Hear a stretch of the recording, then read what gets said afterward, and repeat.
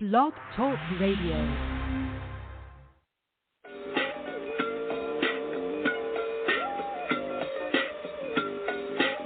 Yo, what's up, world? It's badass thuggin' like I usually do, and you better turn it up, bust some speakers out, cause we off the motherfucking cuff. You dig how we do it? Dog Pound Gangsters 2000 and beyond. Black. Yo, check this out. This is your girl, Cola Vogue, and I'm chilling with my boys right here on Off the Cuff Radio. Cause we off the cuff right now. You dig? Bet. What's up? It's your boy Lil Yap from UNLV, bragging up from the river, cooling with my homies and my family at Off the Cuff Radio. Y'all be sure to tune in on Fridays and get the latest scoop and find out what's happening. You heard me? Tiffany Lavon. And it's Queen Crazy, your girl's favorite bartender. And we're from Sex on the Rocks podcast. Alright, you're now tuning in to Off the Cuff Radio. Yeah, because they keep representing that real hip-hop. Yo, much love. Alright. Y'all, this is Miss Irresistible giving a shout out to the livest show on Friday nights Off the Cuff Radio, and I'm live from the 704. Make sure y'all tune in for the blazing hot music. Hey y'all, this is Stacey Lachey giving a shout out to King Eric and Off the Cuff Radio. What's shaking, y'all? This is the Grand, one half of Lost Cause and 1/3 of that Drive Time thing. Sending my love to the homies over at Off the Cuff Radio. Tune in every Friday night for some real deal hip-hop conversation. These dudes are the connoisseurs of this thing. You already know what it is. BX Stand Up, HUD City, we're shaking. Peace. Yo, this is Dope Fresh to Dine, and y'all tuned in to the most raw, uncut show on radio, the Guillotine Team, Off the Cuff. And yo, Eric, Sandman, off of these clowns' heads.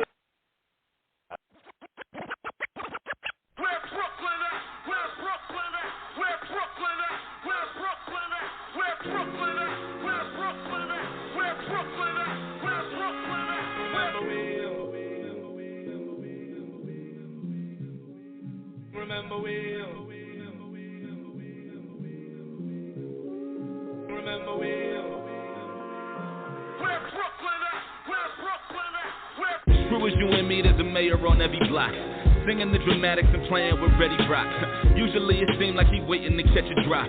You clinging to his habits, he's saving you from a spot. Round the wave work, jewels in the ground, hit the page dirt. Love is love, you in good hands, Dennis Haysbert. Openly protected by who you be neck and neck with.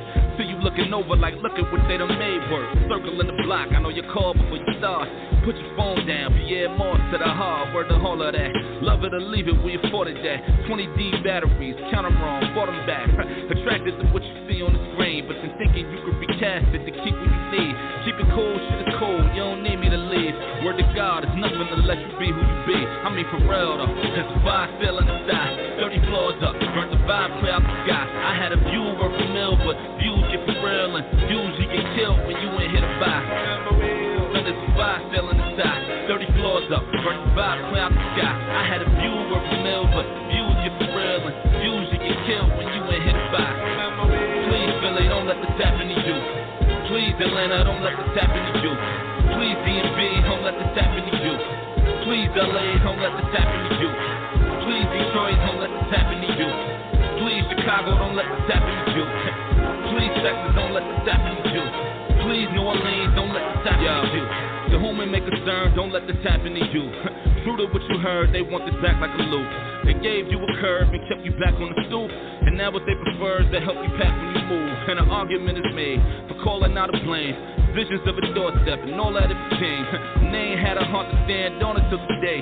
The smoke all clear and they just wanting to remain. Funny ain't it? The bottom of the bag is what you make it. Jump the line cause I ain't never seen money waiting. Shit you ran from is what you trying to run away with. And brownstones and flip the salvation underrated. So let's tag a dotted line if you care to survive. And if not, pick a spot and just be here for the ride. The aura of quarter waters over Mary J. Blige. My neighborhood give you life, but was you here when it died? Riddle me that, right? Cause the vibe still in the sky. 30 floors up, burnt the vibe clear out the sky. I had a view worth a mill, but views get for real and views you get killed when you ain't hit a buy. But this vibe still in the sky. cloud the sky. I had a view of a mill, but views get for real, and views you get killed when you ain't hit by. Please, Philly, don't let the tap into you. Please, Atlanta, don't let the tap into you. Please, DMV, don't let the tap into you. Please, LA, don't let the tap into you. Please, Detroit, don't let the tap into you. Please, Chicago, don't let the tap into you. Please, Texas, don't let the tap into you. Please, New Orleans, don't let the tap into you. Block party every summer, 40 acres in a mule. Same block where it was from, and it became the living proof. Last of a dying breed, praises is due while you cursing out the stage from your roof. You came here itching for the vibe, take it with us if we gone. No money in styles, blame the pictures on the wall. A box of Kennedy fried got you thinking you involved. Shit is smooth, I was there too before I moved along. Funny, yeah, they right. Cause the vibe still in the sky, 30 floors up, burnt the vibe clear out the sky. I had a view worth a mill, but views get for real and usually get killed when you ain't hit a buy. But there's a vibe still in the sky, 30 floors up, burnt the vibe clear out the sky. I had a view worth a mill, but views get for real and usually get killed when you ain't hit a buy.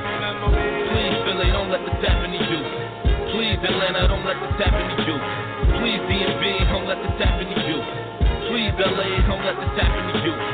Please, Detroit, don't let the tap into you. Please, Chicago, don't let the tap into you. Please, Texas, don't let the tap into you. Please, New Orleans, don't let the tap into you.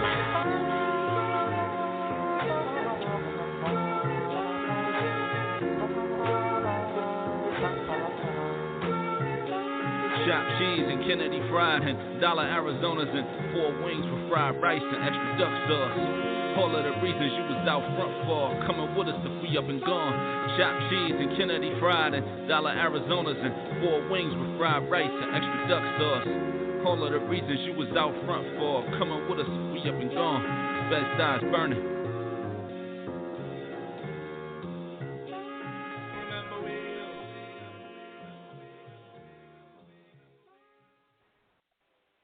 What it do, y'all? This your boy King Ed the Great. You're now tuned in to Off the Cuff Radio. I got my host T-Max with the facts in the building. What it do, what it do? Monday Night Flight. We are live and direct. It's OTC up in the building. Shout out to our co-host, a lot of Sandman, Lady Chinchilla, So Ella. We are sponsored by Core Financial, Thai Vinci Clothing, Buddy Boy Entertainment, Jesse's Boutique, and Dirty Basement Radio. And we about to make it moving, man. What's going on, King? What's going on now? I'm gonna roll the dice here, man, because I don't know if this is our guest of the night on, but I'm gonna see for myself. We might have Skyzoo on the line. Let me make sure. Okay, let's check it. Peace.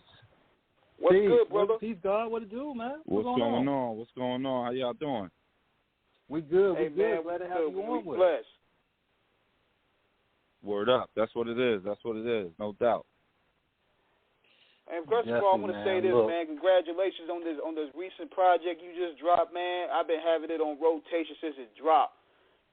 Fire project, man. Oh, man. Hip hop pushing.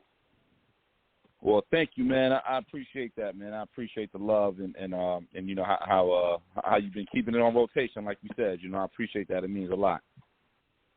Definitely, man. I'm looking at this CD myself in my crib, the Milestones joint. You know, when I picked it up, Scott, you know what I'm saying, obviously Furious and Trey from Boys in the Hood, man, you know.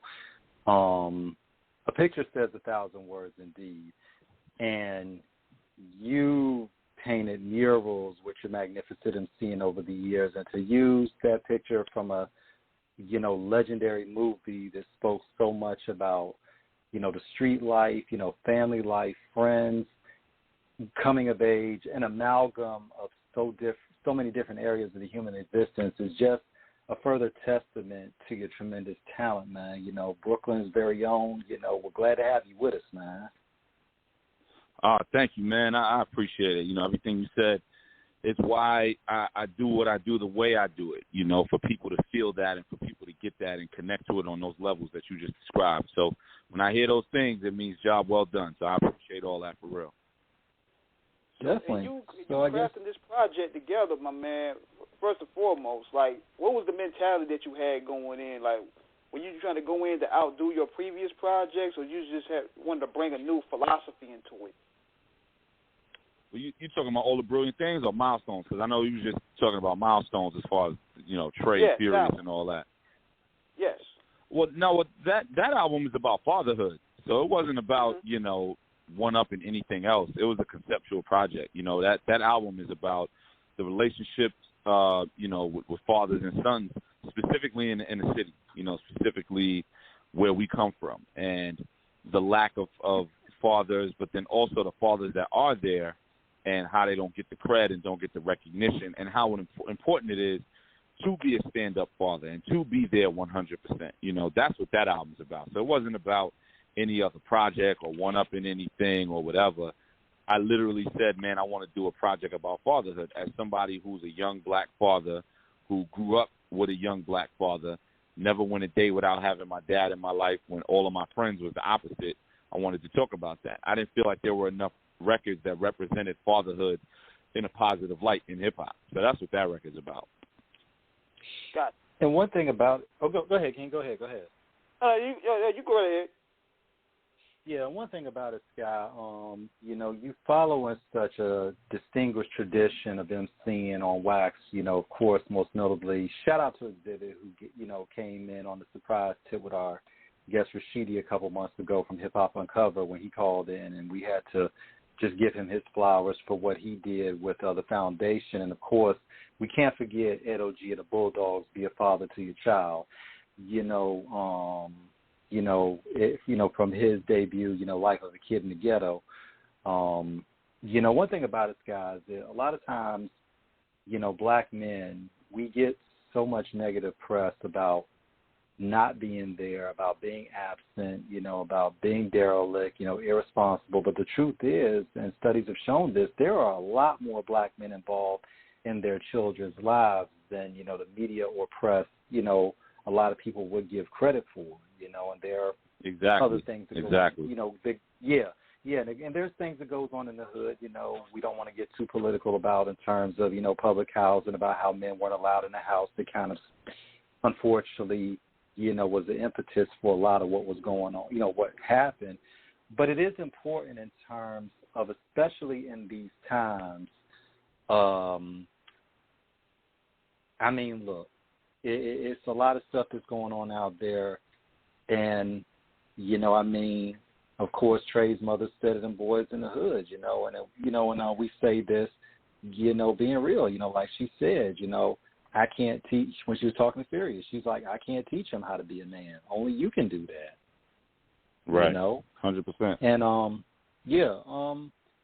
pretty much when you look at the area of what's been going on, man, because obviously we got a lot going on in society. You know, we've had, you know, kids getting out there in the streets, you know, all types of violence, you know, police brutality and everything.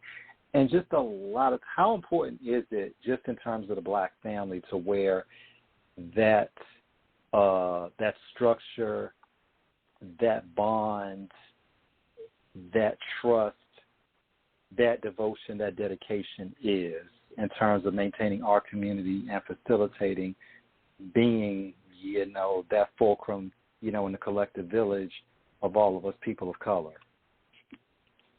Well, it's extremely important. You know, it's the difference between making a left and making a right. You know, it's that simple. You know what I mean? It doesn't mean every story is going to be the same. You know, I got a younger brother I got two brothers. I'm the oldest. I got two younger brothers.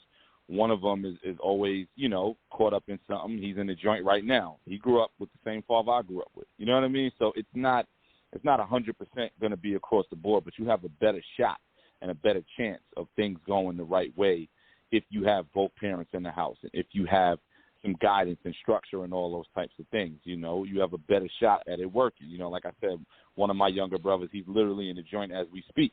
But, you know, you have a better shot. You know, all of my friends in my neighborhood that lived up the block and across the street and next door and all that, they didn't have their fathers. You know, for the most part, it was one father across the street or one around the corner, and that was it. You know, everybody else, you know, it was just them and their mothers, you know, and that story gets deep, like you said, about, you know, the black man not being allowed in the house and separate and, you know, keeping us in the field and keeping the mother in the house. Like, you know, that goes way back. This was all implemented. This was planned. You know, this isn't happenstance and, oh, snap, I can't believe that happened. It happened over here, too. It happened over there, too. No, this was set up. You know, this was designed. But in light of that, we got to know that and just move forward and do better. And like you said, a lot of the records that are in hip-hop about fatherhood, they're talking about one side of it, which is a very real side. You know, Ed O.G.'s record, that's a classic, and it's a very real side, and it's important because you're telling dudes, yo, man, be a father to your child. Stop playing around. You know, that's extremely important. And then on the other side, there's records like what I made where I'm saying, yo, man, I had my dad my whole life. I still got my dad. My son is always going to have me as long as I'm on this earth, God willing. You know, like those guys are important as well because those guys exist. Everybody listening to hip-hop isn't a deadbeat dad. Everybody rapping didn't grow up with just a mom. That's impossible. You know what I mean? But for whatever reason, that's what we put the light on because it's cooler. It's cooler to be like, yo, I had it hard. I'm from the street. I ain't have my father. I only had my mother, and it was just us. It's sexier, right? Like it sounds better. I grew up in the street. You know, my dad was a street guy, 100%. You know, got all kind of stories attached to his name, but he was there every day for me. You know, and I never wanted for anything. We wasn't rich by any means, but I ain't want for nothing because he always provided. Whether it was making sure food was on the table, or making sure advice was given, or making sure, you know, a stern hand was there. You know, but it didn't make me any less cool or any less street. I still was outside. I still was with my friends. I still was running around. I still had all the girls, and I still would scrap if my friends were scrapping. So it didn't make me any less anything else. You know, it taught me how to have a better and easier road as an adult in life because I had somebody to show me what was what and what wasn't. That's it. Yeah, I think it's also a case of. I think it's also a case of where they don't want to showcase strong fatherhood is because at the end of the day, our people, especially our people, we always been under attack from society, and they figure that's the most vulnerable place to attack somebody when they don't have a father. Right. Yeah, 100%. Yeah. You know, one thing we wanted also to, you know, because we're going to cover a whole bunch of topics tonight, Sky. One thing about it, what you said so poignantly, is about street culture in terms of, you know, how it's become so pervasive with a lot of the youth out there getting caught up in a lot of these things because, you know, we're all older, so we understand, you know, we've seen the shift in terms of when crack hit to when, you know, the tools started getting used. And, you know, we all came up in an era where, you know, if you had a burner on you, the burner didn't come out unless it was some real beef you had to cook, and that was something that was rare. But now it's like we see a situation with so many, you know, young people getting out there in the street and playing around with fire that they don't understand how bad it's going to burn them. What do you think is going on right now in terms of how things have changed, especially with social media playing a part of it? Yeah, I mean, social media is huge because it does so much good for us, but then it does so much damage, and I honestly think it does more damage than good. You know, everything is a show now. Everything is I got to let heads see it. I got to let heads know. It ain't real unless it's caught on camera. You know, I look at things that happen in the street. You could just be living your life and see something happen. I never think to pull my phone out and film it because my mind doesn't go there because I'm not from that generation. I got an iPhone. I can film everything. My mind never goes, yo, some people scrapping, let me film it. Yo, somebody just fell down the stairs, let me film it. My mind just doesn't go there. You know, like I'm not of that era. You know, I'm an 80s baby, 90s raised me. So, like, my mind don't go there, you know, but these kids, it does. Instead of helping out the lady who just fell down the stairs, they film it because it could go viral and get them on World Star. Yeah, but that's a whole different conversation. You know, as far as, you know, gun violence in our country, especially in New York, you know, it's on a super uptick. It feels like the 90s all over again. I think that's for a lot of reasons. You know, the restraints of COVID being locked in, you know, when you let people, it's just like in the summer, when the summer get hot. You know, it's hot outside. It's more activity going on. Well, everybody's outside now. Everybody's been cooped up in the house for so long. All this energy is out there of, yo, who you looking at, man? We crossing paths, and then boom, you know. And it's just, I think COVID had a lot to do with that. People just being confined and restricted for so long. Then also, you know, the energy of the city changing so much. It seems like certain places, certain people may have let their guard down. So guys that want to get busy, you know, now they feel that there's more of a lane to get busy. There's a lot of things. There's a lot of things that line all that up. But, you know, and it's just a different generation where, you know, it's I mean, you got kids, you know, clapping each other and then putting it on record and then clapping back and putting it on record. You know, like it's wild. It's a wild time. And you mentioned COVID too, man. I mean, how has it affected? How has it affected how you move? Oh man, I mean, I got a family at home. You know, I got a 3-year-old son, so I got the vaccine, but I move as if I don't have it. You know what I mean? Like I'm masked up every day. If we talking literally how I move with COVID, I'm masked up every day. I'm sanitized every 5 minutes, and I got the shot. You know, but I move as if I don't because I got a son at home who's 3, and he not gonna get the shot. I'm not giving it to him yet anyway. If my arm fall off, it's cool. You know what I mean? But I can't have his arm fall off. You know what I mean? So, you know, right. But you know, COVID just changed the world, as we all know. I think that's beating a dead horse. You know, COVID changed the world, and you know, it's something we've all just, I guess, grown to live with and live by and live in spite of. You know, but you got to do so intelligently.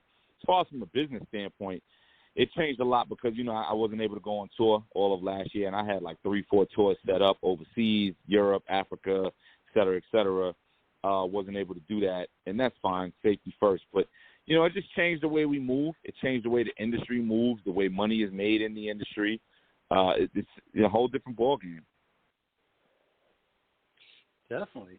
And one thing about it, I mean, before the tours, you know, before the music and everything, I guess we got to go ahead and give everybody a refresher in terms of, you know, how, you know, Sky, you know, which is part of your middle name, became the legendary, you know, Skyzoo the writer. Tell us about your journey from hip-hop, from where, you know, you was young growing up in Brooklyn to, you know, now in terms of, because your credentials done are ridiculous in terms of the, man, thank you.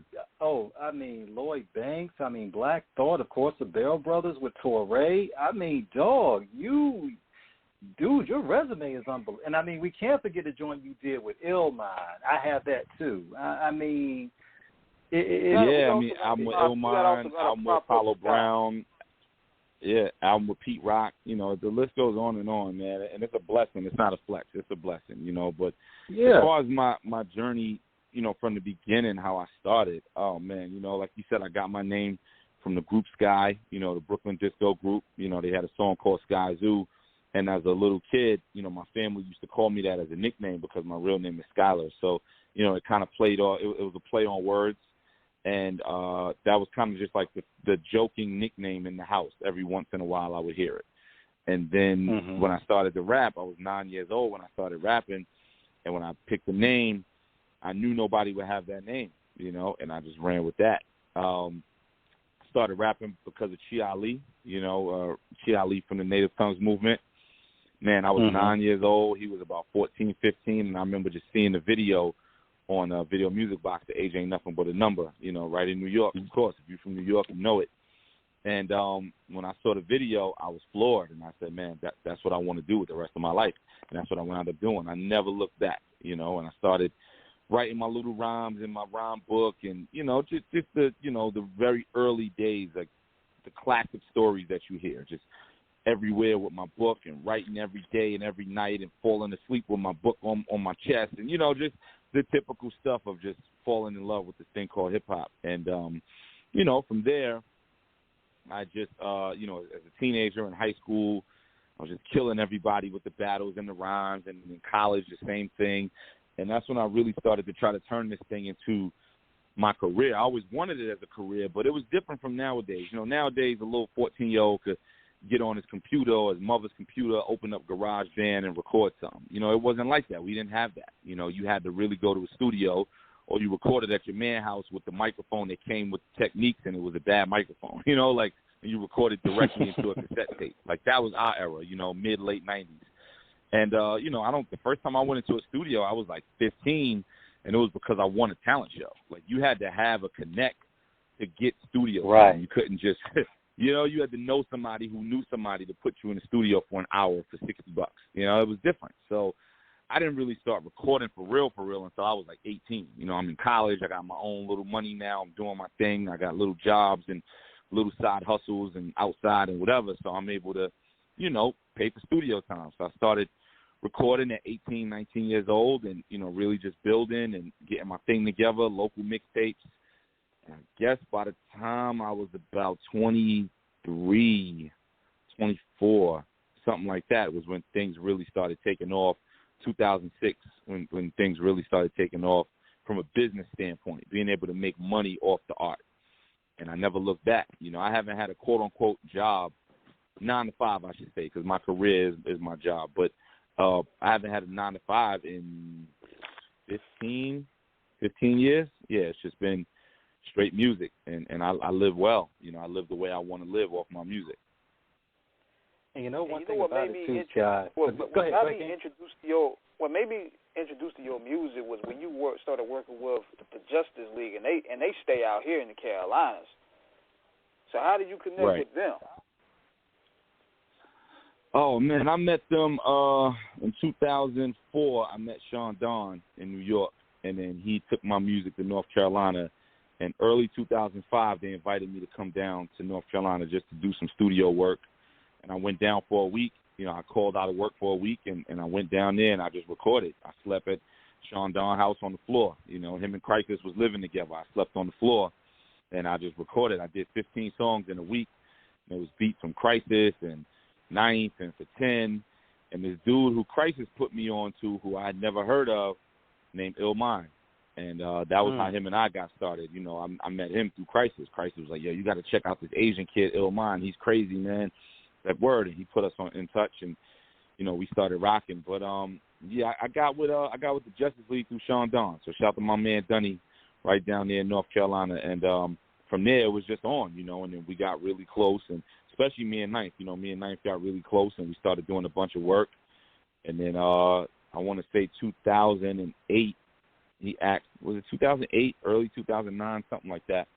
He asked me to be the first artist on Jamla. He was like, I'm getting ready to start a record label called Jamla, and I would love for you to be the first artist to kick it off. You know, I got a couple artists already signed to me, but you already popping. So if I launch the label with you and you popping, you know, it's easier for me to get the label off the ground. And I said, man, done deal. You know, you my bros. It's nothing. And he said, yeah, you know, I want it to be like a Biggie and Puffy thing. I said, yeah, let's do it, you know. And that was kind of how that got started. So I wound up becoming the first artist on Jamla, dropping the first album on Jamla ever, which was The Salvation in 2009. And that was it. You know, we just started running. I started running and doing my thing. Definitely. And one thing too, Sky, you know, when I first, you know, my first introduction came to you off of, you know, of course, the duet you did, you know, with Torre, Get It Done. I mean, God, a premier beat, and y'all rap it. I mean, your first verse, you know what I'm saying? That dude with the fitted to the left, I'm right back at it. I ain't lost a step back through the ceiling. I ain't lost a rep. I ran 100 laps and ain't lost a breath. So fuck whoever's next. Young and I'm the moment at hand, and may God help you, because you're going to get to know that man. So I'm past what your aim is. Fuck around and try to get famous, and you'll be slap boxing the stainless. And all that ain't tough talk. Do this live. I'm from the block where the king was moving 2 for 5 from the legacy of B.I.G. Mama B.I. and I treat beats like P.Y.C's. I was like, dude. And I was like, wow. I mean, son. Oh, I man. mean, man. Thank you, man. Man, you know, you remember the verse better than me. Dude, and also too, shout out to Double XL, because I was trying to find my room is like a beautiful mess of just hip hop memorabilia. Because between the CDs and because I got to send King this to send to you. Or I can send it to you on IGDM, you know, T-Max and VA, so you know it's me. I actually got the picture from when Double XL profiled you some years back, you know, when you were in the store. You know yeah, definitely. Yep. Yeah, I still got that for sure. Yeah. I was in the corner store in my neighborhood. You know what I mean? Yep, I still got that. Yeah, man. I mean, you know, what was it like? Of hip-hop. Yeah, man. What was it like, you know, when you really started getting your name out there in terms of like, because I have the Salvation, you know, I got, you know, of course, and before I go further, I got to shout out Canada, Usual Suspects. You know, they were on with us a week ago, you know, and, you know, of course, you know, Illmind, he's from Canada, you know, I mean, so the connect is there. I mean, what was it? Yeah. No, Illmind's from Jersey. Oh, to Jersey. I keep thinking. I thought he was from Canada. Okay, my bad. Even I Nah, get it yeah, wrong he's from sometimes. Jersey. Yeah.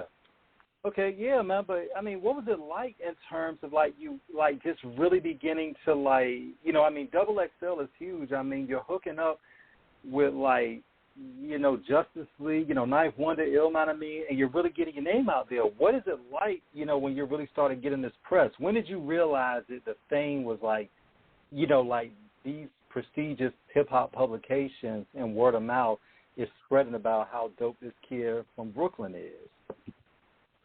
Well, I think as an up-and-coming artist, those are the things you strive for. You getting your name known, you buzzing. And, man, again, when I did the Double XL thing, 2006, I still had a job. I had to call out of work for that. You know what I mean? Like, I had to, same way I had to call out of work to go to North Carolina in 2005 for a week.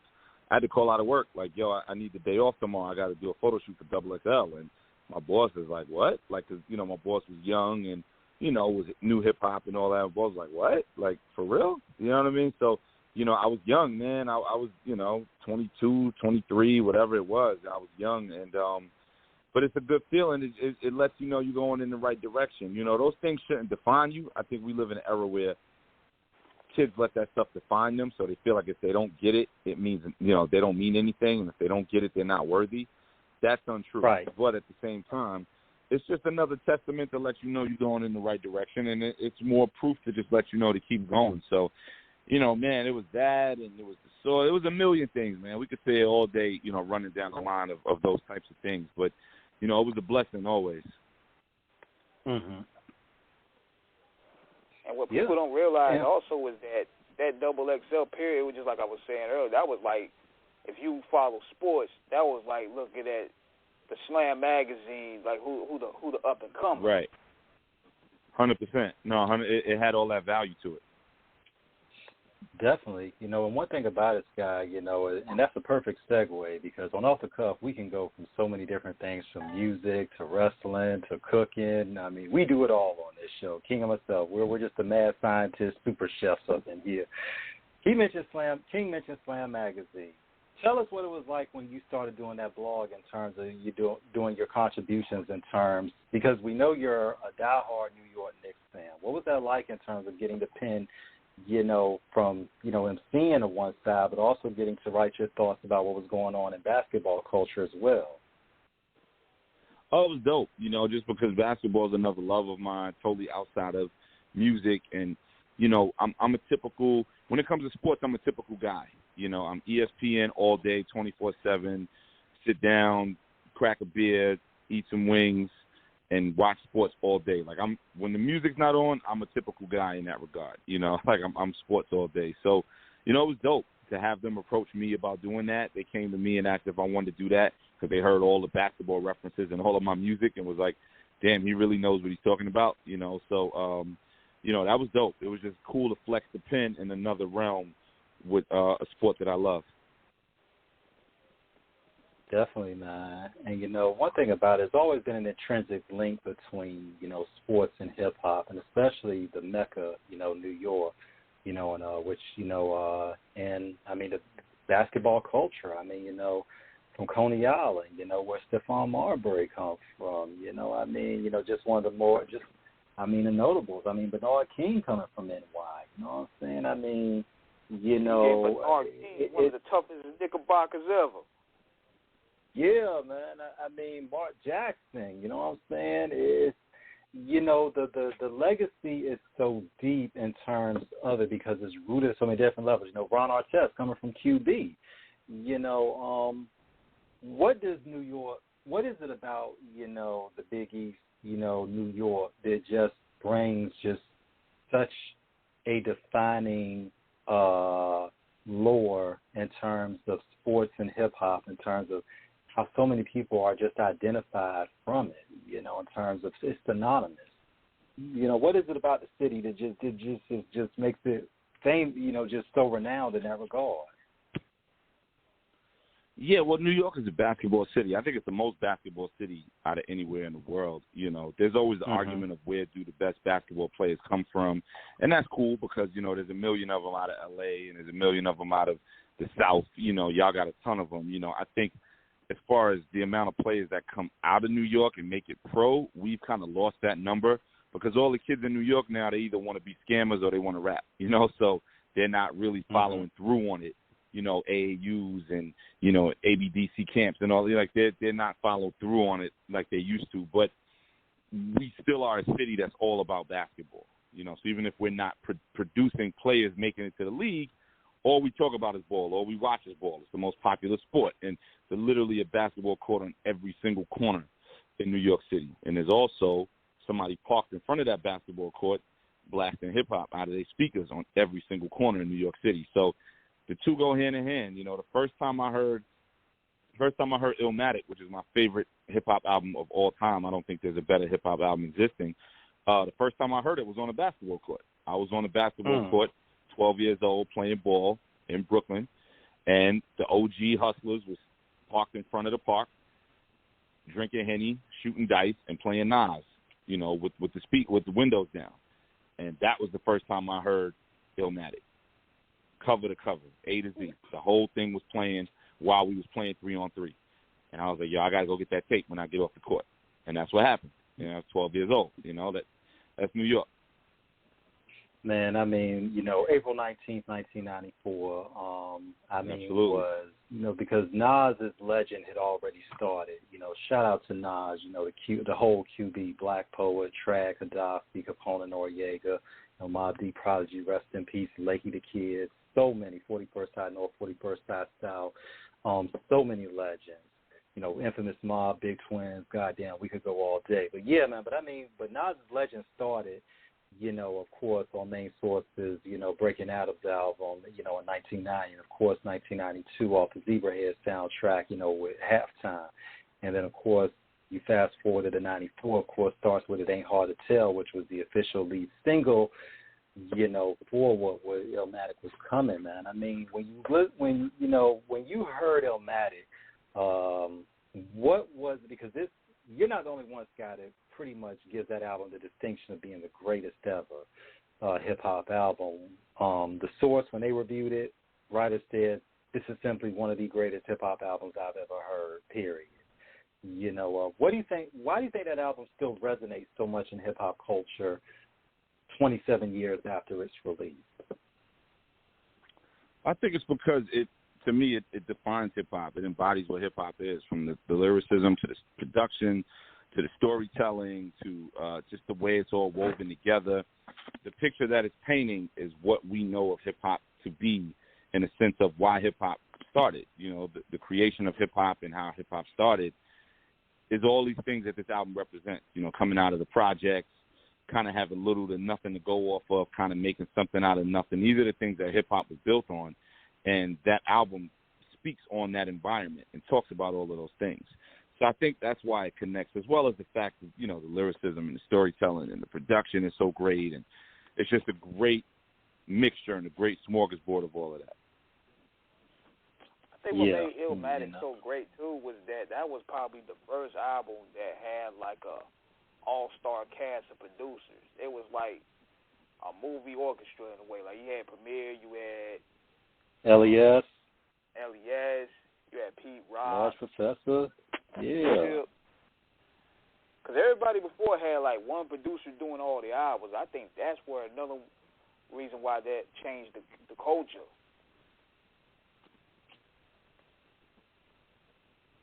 Yeah. And when you're looking at it, Scott, too, Illmatic was really, 94, because, you know, when you said you started picking up the pen at 9 years old, your journey, your foray into the hip-hop game in terms of being a serious writer, your age really coincides in terms of where, at that time, coincided with the golden eras, 87, 88. So we're looking at Public Enemy, we're looking at X-Clan, Queen Latifah, MC Lyte, LL, going into the 90s, of course, NWA, Ice Cube, Compton's Most Wanted, DJ Quick, and going further, of course, Nas, Artifacts, even, some kid from Marcy that was just kind of coming out there, by the name of Jay-Z. I think you heard of him, with of course, with Hawaiian Sophie in '88, with Big Jazz, with Original Flavor, Can I Get Open, off of their Beyond Flavor album in 1994. Biggie, of course, we can't forget him, and we can't forget Wu-Tang. So we're seeing all of these golden eras of hip-hop, just coming together at the time. What was New York like at that time growing up in terms of seeing, like, did you all know the movement of what was happening with all these artists? Because I'm sure you saw a lot of these people before they became big. What was it? Did you all know at that time what it was going to be like in terms of these people you would see around the way they were going to end up becoming legendary? Well, me personally, I didn't see a lot of them because I was a kid. I was born in '82, so I was a kid. But I grew up the block from Biggie, so that's the one person who I did see all the time. That's the one person who I was like, man, like, he's on TV, he's on the radio, he's popping now. I remember when he used to be on the block, hanging out in front of the liquor store, or hanging out on the step, or at the corner store. Like, I remember that, and now he's popping.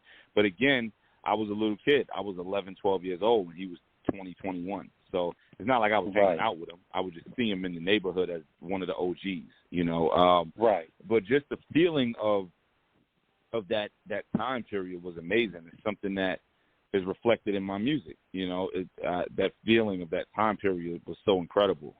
Just the way the music was being pumped out and what it sounded like. And, New York really was running the scene, and you had a lot of music coming from other places. But I used to go to South Carolina every summer as a kid because my family background is from South Carolina.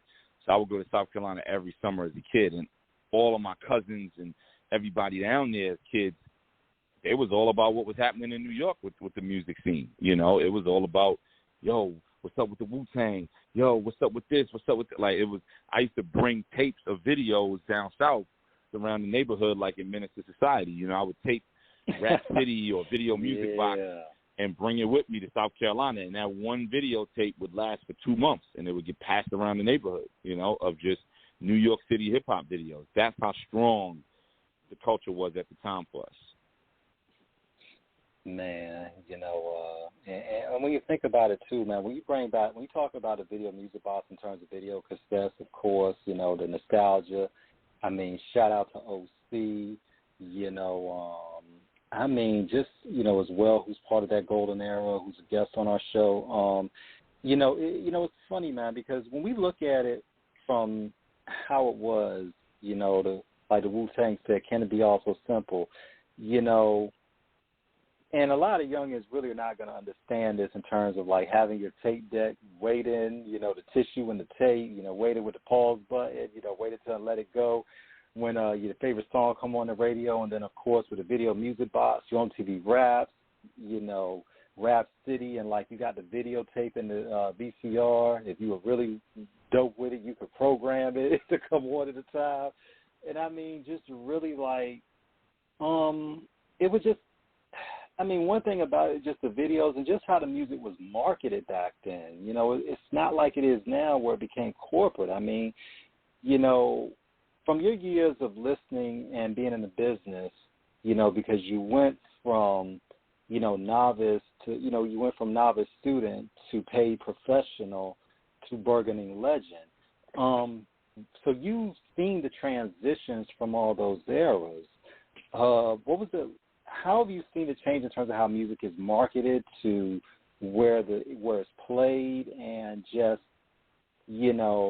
all of that?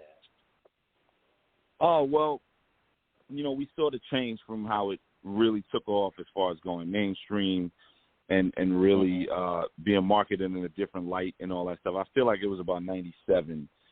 And it was a beautiful thing because that's what we wanted. In hip-hop, we wanted to be taken seriously. You're talking about an art form that people said would be dead in 5 years. People said, oh, that's not going to last. That's not real music. They're not singing. They're just talking over beats, and it's loud and noisy.